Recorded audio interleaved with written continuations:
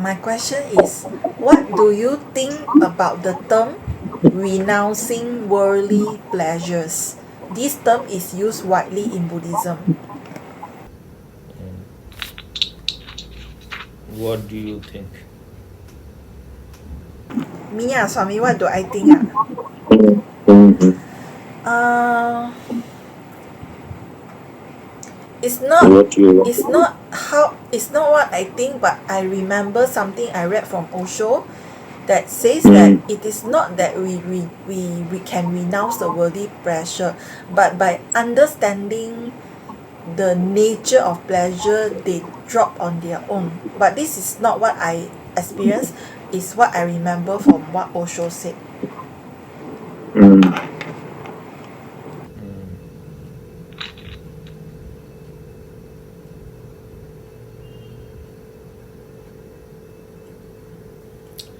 If you have to renounce something,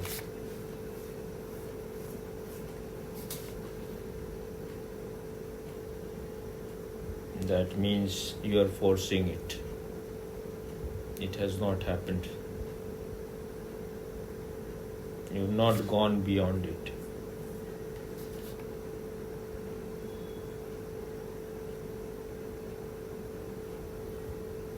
And when we say worldly, everything, whatever happens in this world is worldly.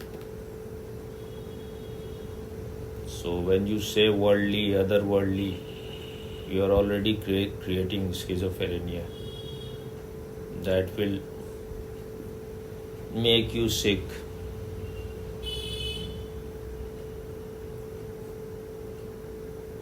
The only way you can transcend something without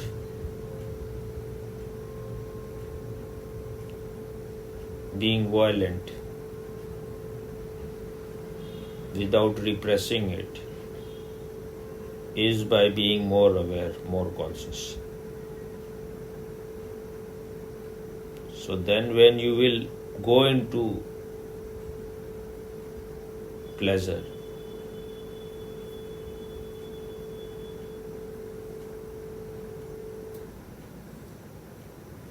you will see that it is temporary.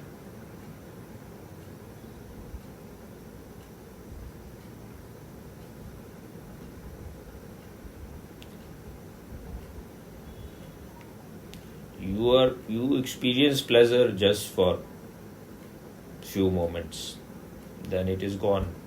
It is not your nature.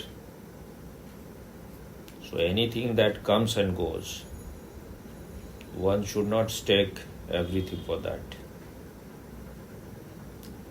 Pleasure will come on its own. There is no need to run for it. When it comes, enjoy it. But if you are more awake and conscious,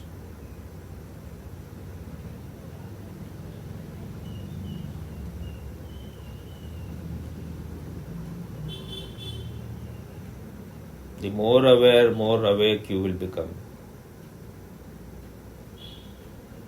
the less you will run after it.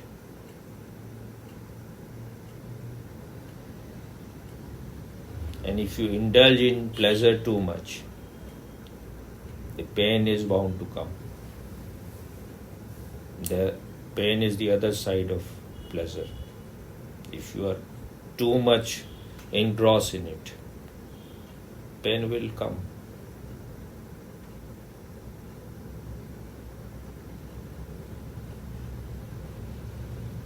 What was the question? What do you think about the term renouncing worldly pleasures?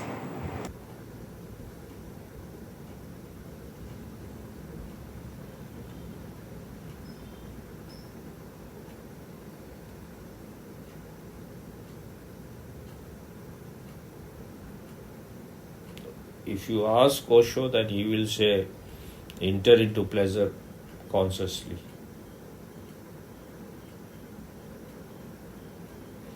If you are going into it unconsciously, then you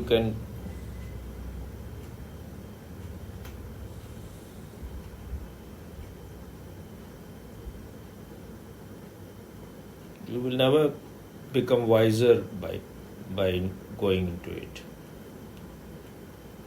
Because when you are unconscious, you are not present. So when you are not present, you are missing. And who is experiencing pleasure? It is this consciousness, it is your awareness. So when you are, like when the flame of your awareness is really burning, then only you will experience real pleasure. The more aware you will become, then it will become clear to you that there is no need to run for pleasure. Pleasure comes on its own. So when you are present, you will experience it fully. Then the desire to be obsessed with it will disappear. Because even if there is no pleasure, you are fulfilled. So why you will have to run for it?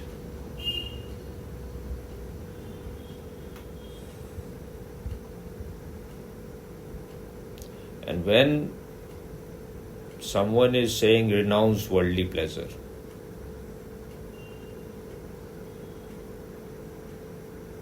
that will create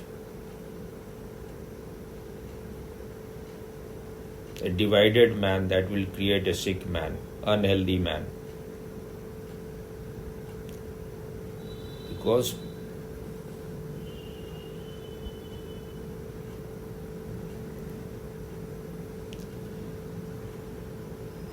it's a very natural thing.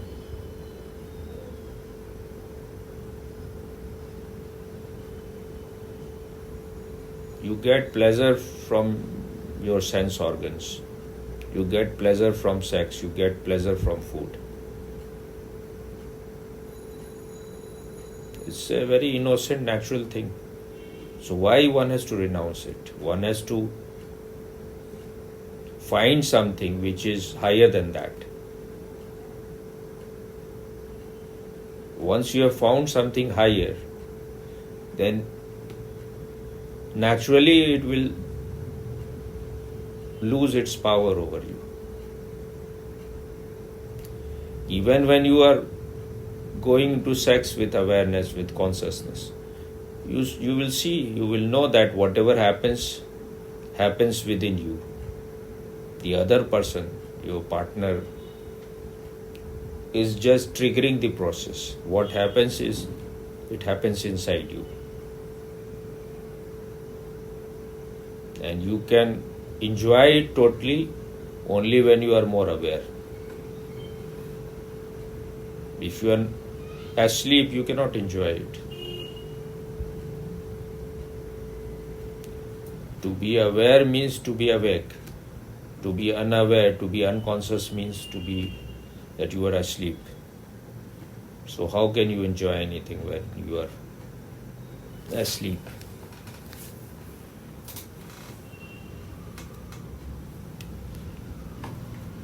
The Hindu religion, Sanatan Dharma, it will not say renounce pleasure. This idea has come from Buddha and Mahavir.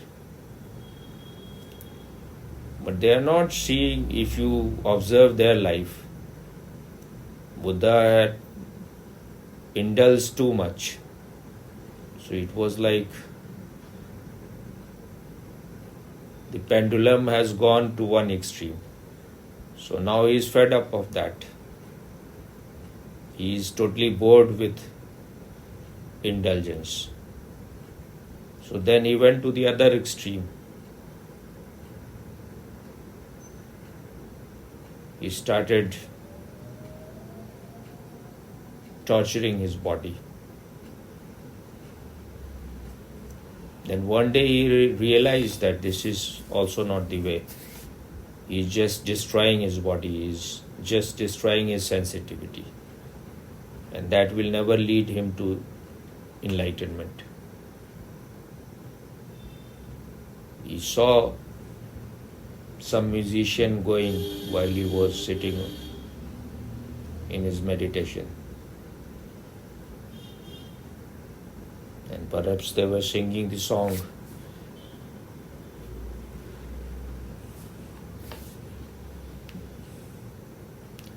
"Don't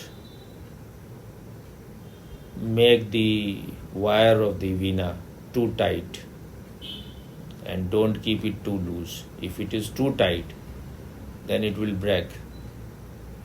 If it is too loose, then the music will not come out of it. So keep it in the middle." Then he realized that one has to follow the middle path, not going to the extreme of indulgence, not going to extreme austerity.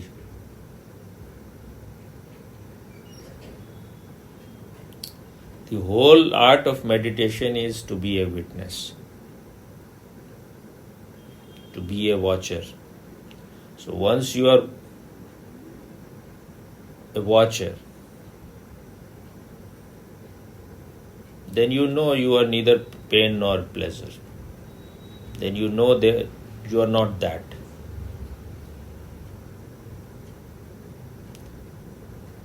But once you know that your nature is to be a witness, to be conscious, then there is no need to run away from pleasure. There is no need to renounce it. Experience it, know it. Once you have experienced it, once you have gone deep into it, you will transcend it. You will not be obsessed with it. So whatever happens in this moment, you will enjoy it, then forget it. Otherwise, if you are renouncing pleasure,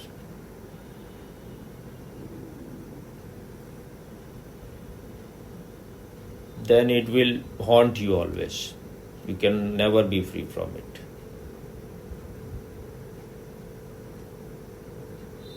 So those who are renouncing something, they renounce because they have become slave of it. So they want to run away from it. Because they don't know the art. They don't know the knack. They don't know how to be a lotus flower in the water, in the mud, untouched, uncontaminated.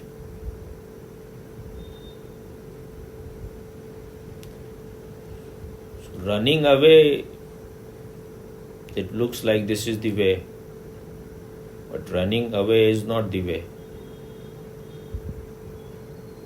That means you are a weak person. That means you have not understood it. If you are running away, you will never understand anything. You have to face it, you have to encounter it.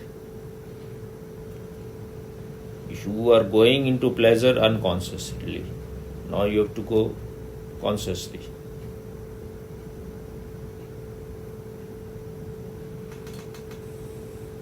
And existence, nature has given you this life to experience everything. Why one has to run away? But once you are conscious, you will become balanced. You will not overindulge in anything. You know where to stop. Because if you go too much into it, that will make your body weak. It will make you sick. Or if like you are eating too much, that will make you unhealthy. So when the master is there, servants are ready to follow the order.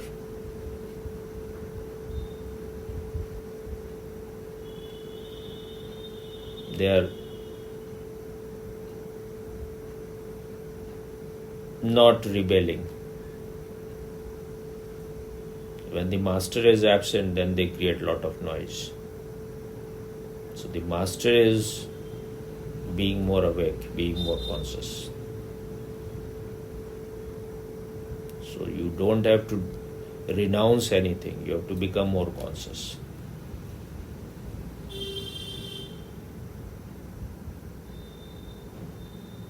That renouncing is very easy. You have suppressed it, you have repressed it. But becoming conscious, each and every moment you will have to make effort. Only then it will one day become a natural state. It's the most stupid thing that you run away from something. But by running away, you're not being free from it. You can run away from man, from woman, but sex is inside you. The pleasure-seeking desire is inside you. So how you can run away from it? It is within you. It has nothing much to do with person outside. The desire arises within you. And if you suppress it, you will be more entangled in it. You will be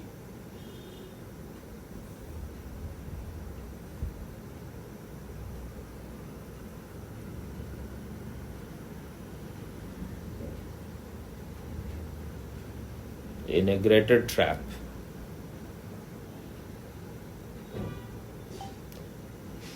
If you enjoy sex, if you enjoy food without any idea about it, that you have to renounce it, afterwards you are free from it. Otherwise, all the time the desire is within you. All the time you want, because if you are running away, the attraction is more.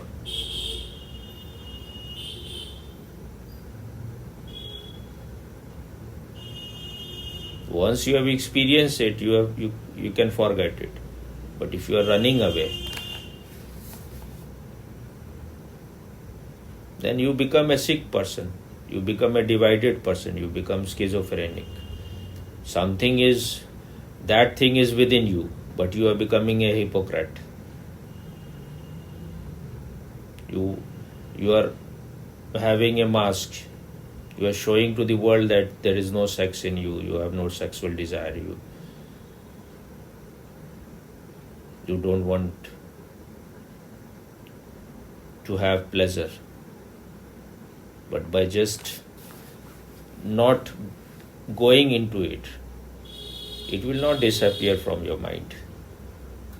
So the only way is to enter into something consciously. You can go into it unconsciously, you can go into it consciously. If you go into it consciously, then you will not be trapped. You will not become imprisoned.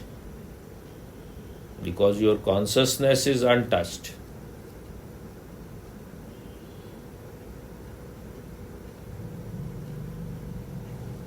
You know that you are always the knower, you are always the experiencer, you are never whatever you have experienced.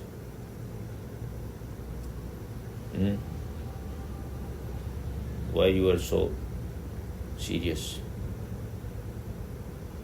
Sorry, I'm paying attention. You also believe in renouncing pleasure, or overindulging from one extreme to another.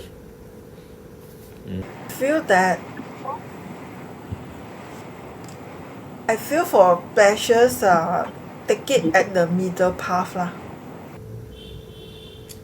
Don't have even that idea. Make all effort to be conscious.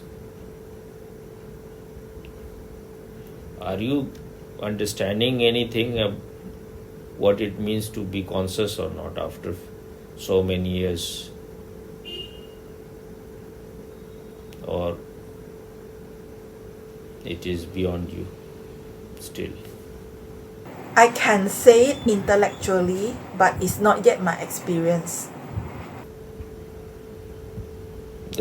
You don't feel any conscious presence, even little bit. I can only say I sometimes can feel that the watchfulness is there, but I don't know whether it's the conscious presence or not. So make more effort. So it's all. You have anything more to ask? I have, but it's another question. Okay. Swami have said before that for women they are too attached to their emotions, so it's hard for them to be enlightened. So my question is enlightenment very far away from me? What is the need to know how far is the goal? You begin from where you are.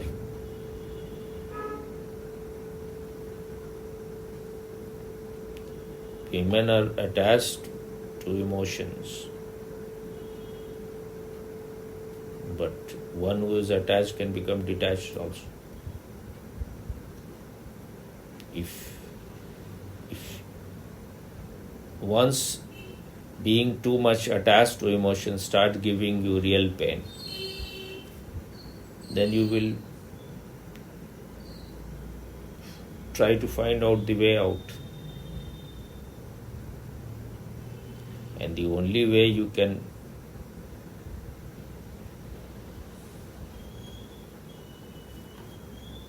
get rid of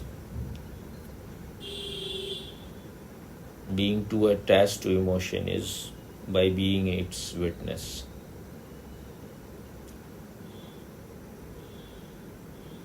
It looks like how I can become free by being a witness, because you are not becoming a witness, so you think, how is it possible?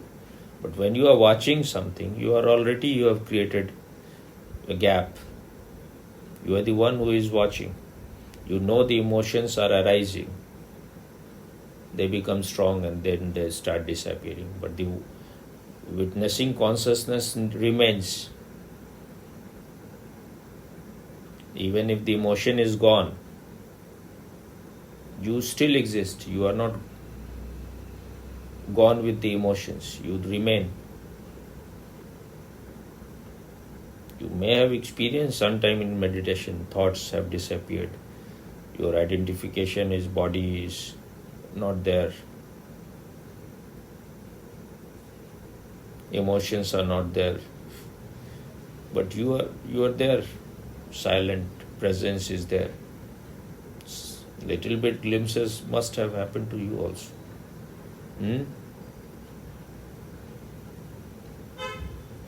Emotions are not always same.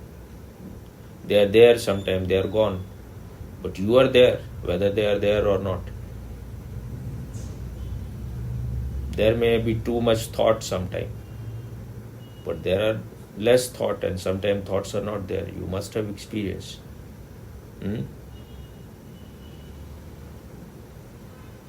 So whatever you desire will happen.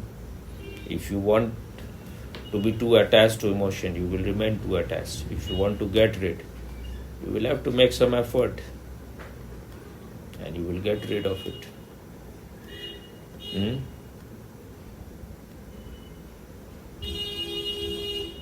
Yes, Swami, understood. Anything more, or it's clear? It's clear, Swami. Okay, thank you, Swami. Pleasure is just one reel movie, but you want to make it of 18 reel or 30 reel. It comes and goes. It's very momentary. So, because we don't understand its nature, we want to make it everlasting. So, if one woman is giving you pleasure, then you want many. You want to get involved in orgies. Is it orgy or orgy? I call it orgy. Whatever. You want to get involved in group sex. You want to have at least 4 wives. If the right side hole is not giving you pleasure, then you want to use the back side hole. You want to offer your mouth. So these are all perverted ways to somehow let the pleasure continue. But if you know this is a momentary thing, if only you can know only when you are awake. If you are asleep, be more present. Be still and know. Don't move your head, otherwise you cannot be still. I am saying don't move when you are moving. Don't make your face like an idiot. Remain. I am not telling you have to be like a soldier in the war. So I didn't tell you to stand in an attention posture. Just relax, but remain here.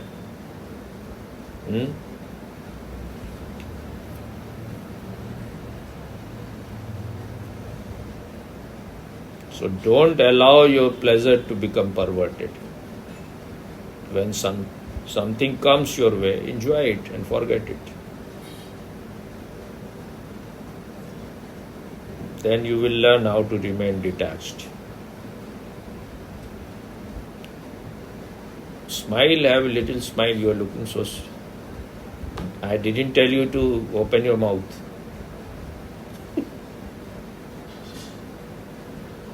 So,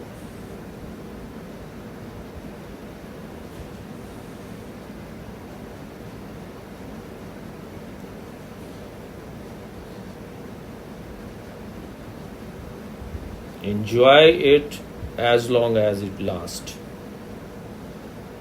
Don't try to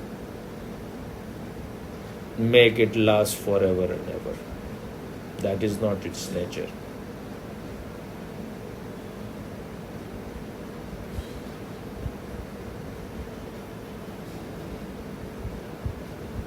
And if you are obsessed with pleasure, then pain will follow.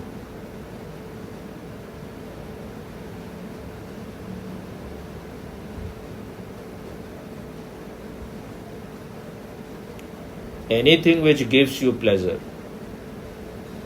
if you increase the quantity, the same thing will become painful. Like you are enjoying the ice cream. You eat one ice cream, it is good. You want then you become greedy, you want 2, then you want 3. Then it is no longer pleasurable. And later on you will have an upset stomach.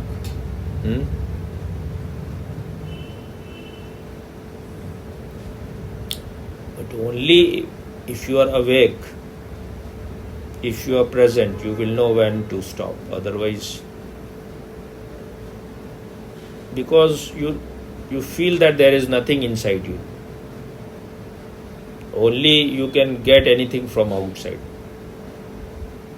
That's why we want to go on filling our emptiness with things from outside. If you know that you are full of this emptiness, and this emptiness is the reservoir of all creativity.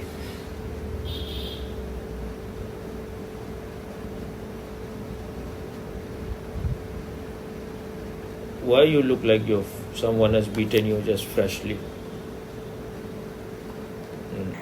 No, Swami, I'm very interested to listen and I'm paying attention. Okay. So,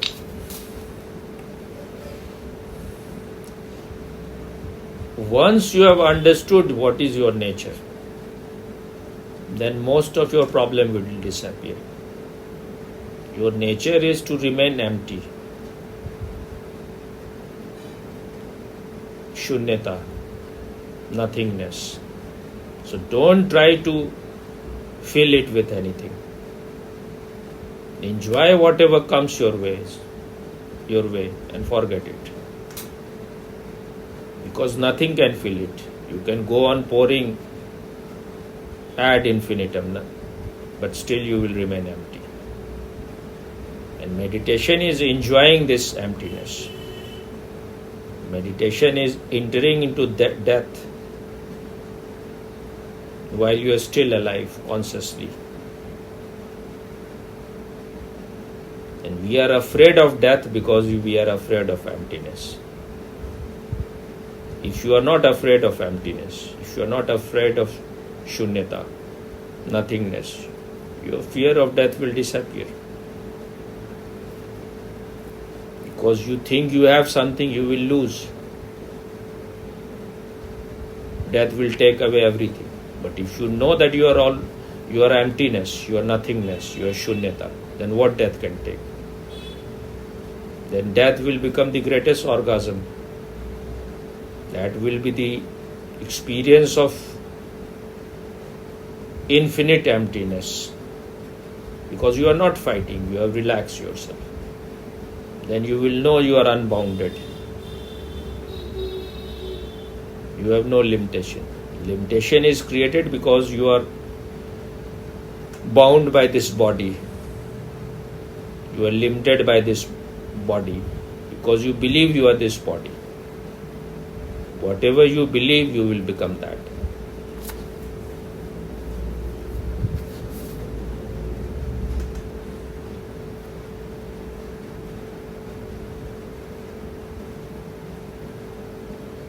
That's why I told you that day. Like Jesus said, seek ye first the kingdom of God. All else shall be added unto you. I said, seek ye first your own company before you start seeking anyone else's company. Because no one else can fulfill you. It is not possible. Once you are seeking your own company, once you are at ease with your own company, then you will know that you don't need anyone else's company. Psychologically, you will not need anyone.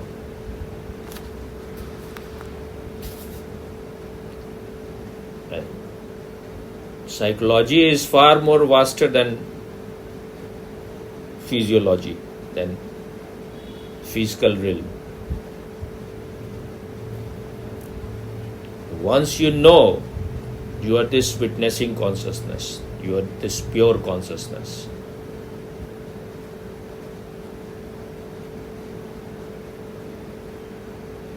then the urge and desire for physical pleasure will start diminishing, and you will stop seeking psychological fulfillment from others.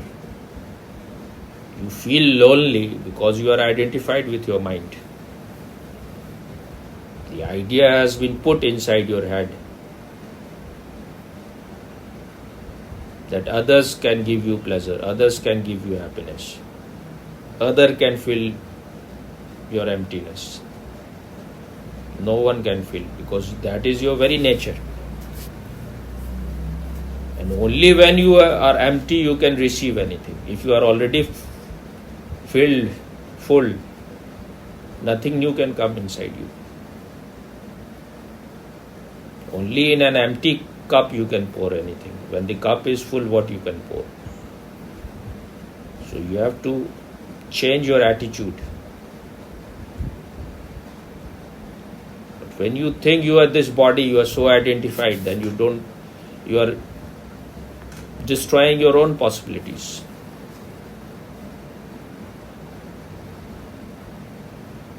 So when you are ready to give up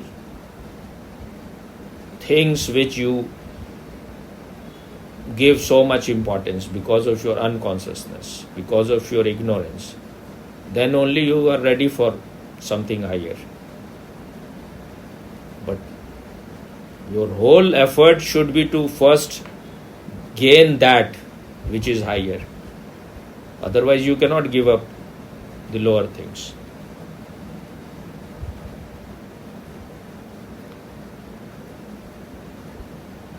Once you have the diamond, you will not collect pebbles. You will throw, the pebble will fall from your hand on its own.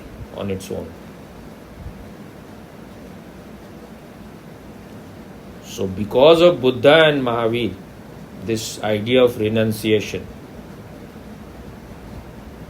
came in India. What is the word you used in your question yesterday? Pleasure?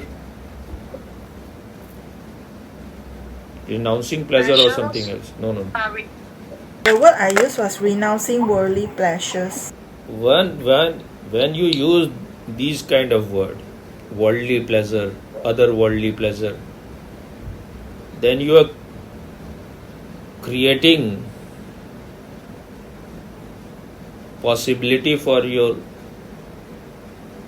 psychological diseases. Worldly, otherworldly, there is only one world. Pleasure is pleasure. In the very sentence there is condemnation, worldly pleasure. So what is otherworldly pleasure? Pleasure is pleasure. All pleasures are worldly. What is otherworldly pleasure? What is otherworldly pleasure? Going to heaven is otherworldly pleasure. It's the desire of the same sick mind. I used to think like that. So where is heaven? There is no heaven anywhere. At least I don't know. You may be knowing. You have been ever to heaven, so tell your experience. Those who say that heaven is a psychological state, they are more scientific.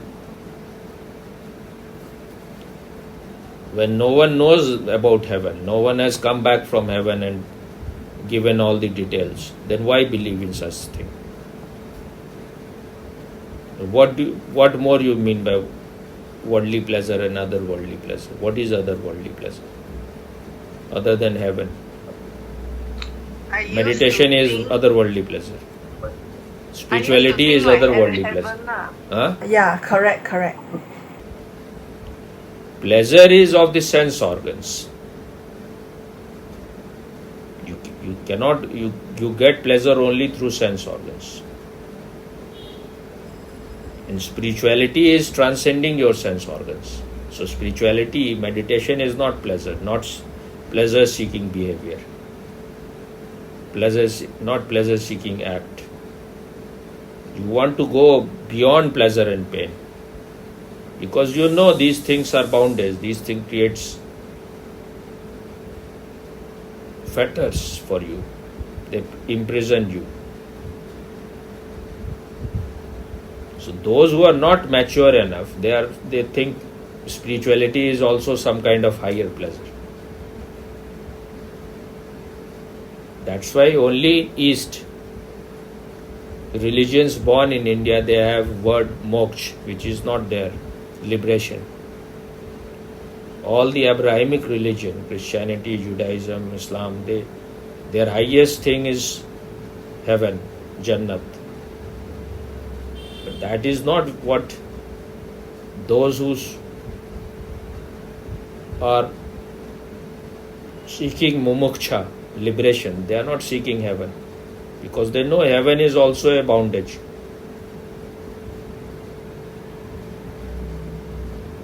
How long you can enjoy anything which gives you pleasure? Soon you will get bored. And if you are doing good karmas, you will, once your karmas are finished, you will go to hell. Whether you go to hell or not, but that is how it is. The same pleasure turns into pain. It is the other side of the same coin. So in Upanishad, the rishis, the seers of Upanishad, they were married people. They were not renouncing the world.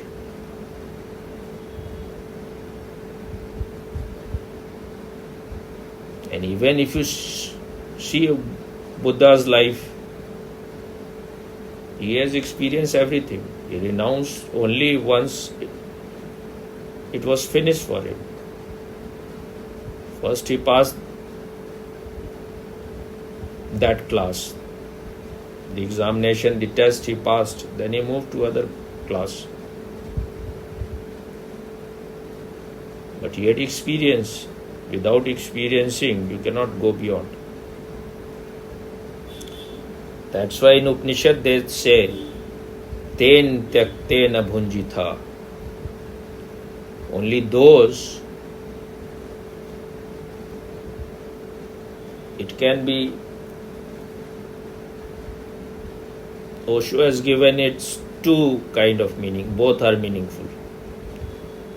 Those who renounce, only though they indulge. Only if you are ready to renounce, you will know that indulgence which is of the highest type, highest level. That is indulging yourself.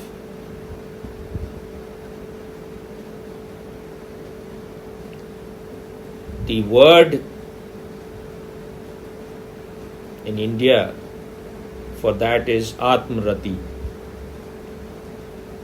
In sex you are seeking other, but now you have yourself become orgasmic. That is Atmarati. You don't need anyone else. Your inner man and your inner woman, they have come to an union. So you don't need other.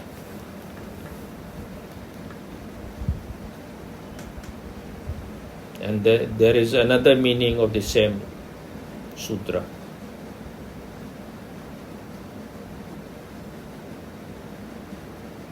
If you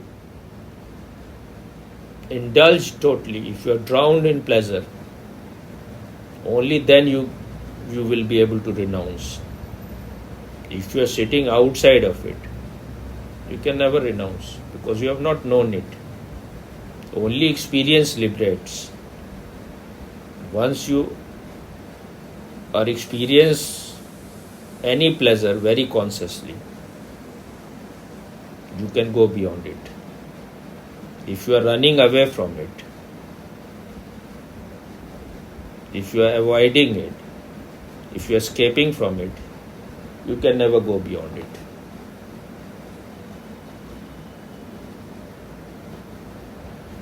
So it has two meanings. One is that only those who are capable, who are able to renounce, only they can indulge in something higher. And only those who have really indulged, they will be capable of renouncing. If you have not known what pleasure is, you cannot go beyond it. You cannot transcend it. Because to go beyond something, first you need to experience it. Only a person who has studied well in his master degree can pass it and go to higher level. If you have not studied well, how you can pass your examination?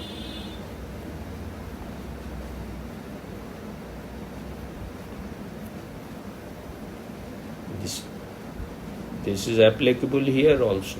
Without experience, the attraction will always remain.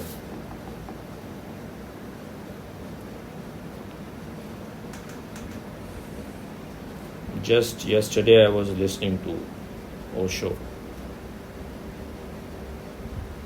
He was saying that there are only 4 ways enlightened people can be. One is like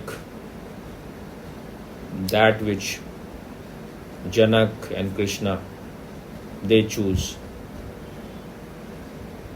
Before enlightenment, they were super rich, they were king. And after enlightenment, they still choose to remain kings. They didn't leave it. And the other way is that of Buddha. No, that of Kabir and Nanak and many others. That is that they were poor before enlightenment and they choose to remain poor after enlightenment also. They didn't change. And the third option is of Buddha. He was a born prince and he renounced everything and became beggar. He was a born king and he became a beggar after enlightenment. And Osho said there is only one way left. I was born a beggar, so I choose to become king afterwards.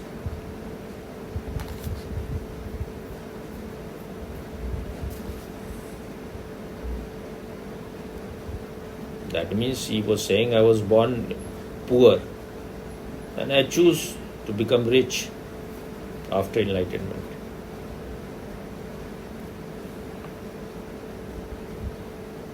Someone was asking Osho that why you live such a rich life. He said, why not?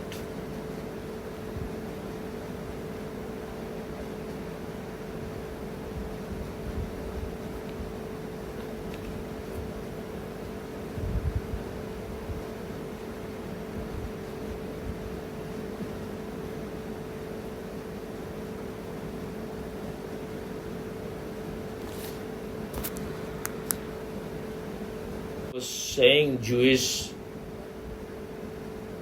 how the Jewish behave. Someone said that if you ask a Jewish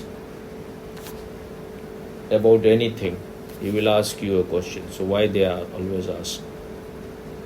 So someone told if you go to a rabbi, a wise rabbi, he will tell you. So he said that if you ask a Jewish any question, he will ask you question. He will not answer you, he will ask you. He will also ask you a question. So he went to the rabbi, wise rabbi, and he said that why the Jewish, if you ask them a question, they will ask you. They will reply with a question, they will not answer you. So he said, why they do it? He said, why not? This is their way. That's why Osho said that when someone asked him, why you live such a rich life? He said, why not? He was saying, I am a born Jewish. I know how to make money. And in the same discourse, someone was saying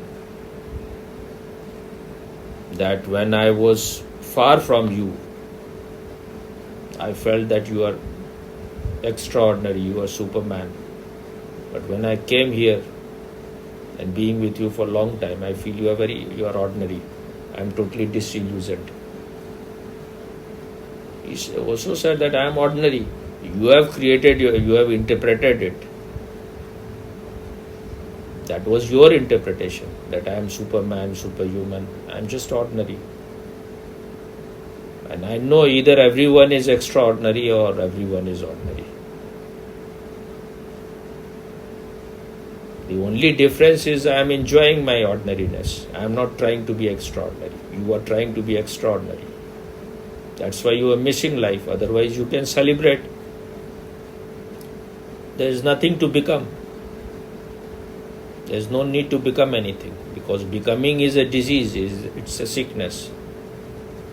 Whatever you are, you cannot become anything else. Just find out your real nature and start celebrating.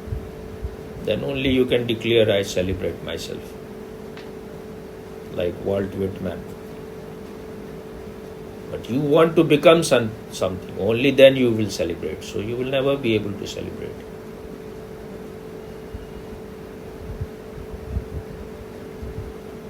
You will be missing all the time because you will never reach anywhere. That is a mirage.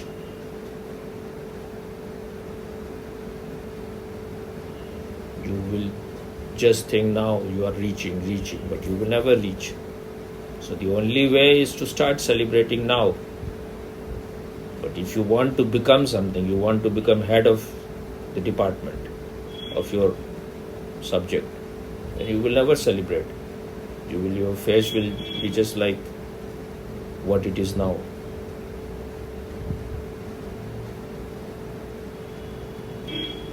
Why you are becoming corrupted? Earlier you were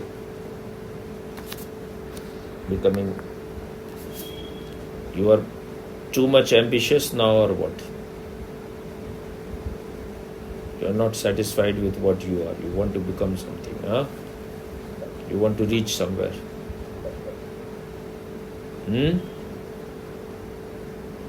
Maybe, Swami. What may be? What may be? What may be? Who will know? You want to become something, you will know what you want to become. When you were saying about ambition, I saw inside me there is this ambition. Then I realized that What ambition? like the same ambition to be on top, on the top. But after what you shared, I realized that then when the watchfulness was aware that the ambition was there, immediately the ambition became softened.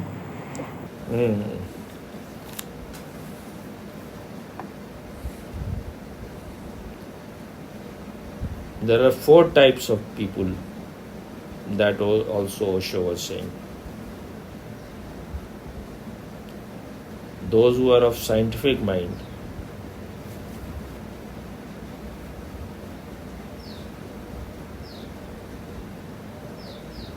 if they go to God, then what they will say? They will ask God how you have created this world. They want to know the how, so that they can also create. They will remain always outside. They cannot be a participant. They want to know from outside. You are very much interested in how. The other type is of philosophers. They will ask why you have created this world. Why? What was the need? Why you have created such a suffering world? This is the philosopher type. The third is the politician type. If he goes to God, he said that now you have created the world, can you give it to me?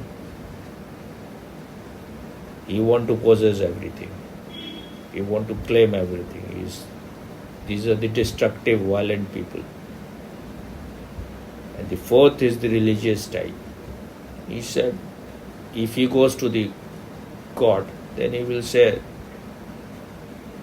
can I help you in your creation? Whatever you have created, I can know. Allow me also to create, so that I will come nearer to you. So you are closer to which one? Just be genuine. More closer. Meeting, For that, first is scientists, how you create the world. Second one is why you create the world. Third time is politician. Fourth is can I help you. I think I'm the second one, philosopher. Why you created the world. So this is those people must be very sadistic, masochistic. They are always suffering. They want to give suffering to others also. Yes,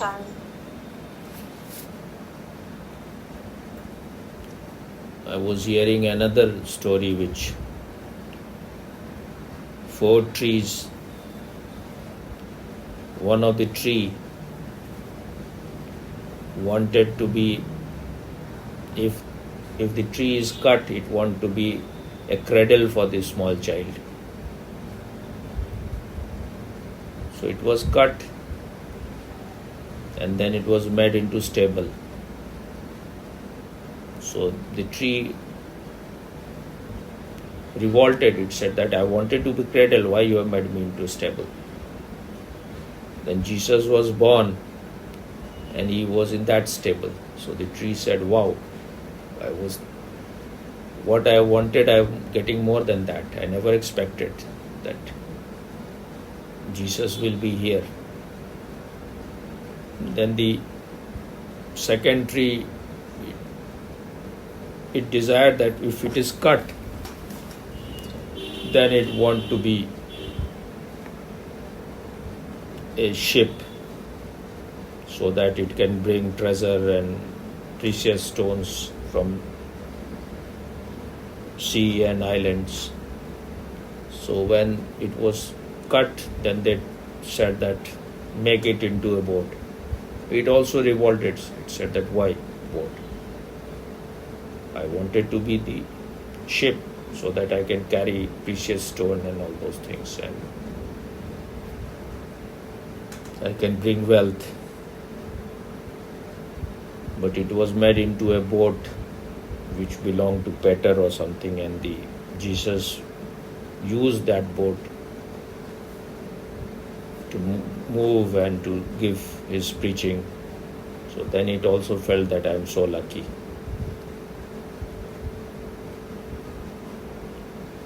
And the third tree said that I want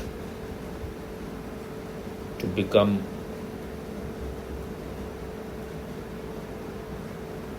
when I am cut, I want to point to the direction of sky. I want to become something, I am forgetting a little bit maybe. So I want to point to the sky. So it was made into cross. It said I didn't ask that I want to become cross. It is a very gloomy sign. Only those who are killed, they are on cross. So when Jesus was crucified, then it realized that Jesus is pointing to the sky. Even in his death, his spirit is pointing to move up, not down. So when you are ready to offer yourself, then you will become blessed. If you are trying to save yourself, you will die. If you are ready to offer yourself, you will become eternal.